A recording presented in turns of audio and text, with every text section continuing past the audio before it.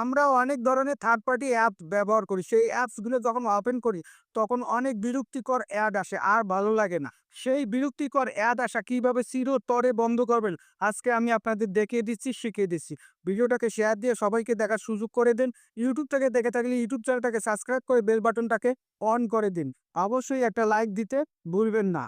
শুরুতে আপনাকে যেতে হবে সেটিং এ, থেকে আপনারা খুঁজে বের করবেন প্রাইভেসি। কোনো মোবাইলে সিকিউরিটি অ্যান্ড প্রাইভেসি লেখা থাকতে পারে, যাই থাক সেই অপশনটার উপর ট্যাপ আমি এই প্রাইভেসি অপশনটার উপর ট্যাপ করলাম। এখান থেকে দেখতে পাবেন মোর অপশন, এই মোর অপশনটার উপর ট্যাপ করুন।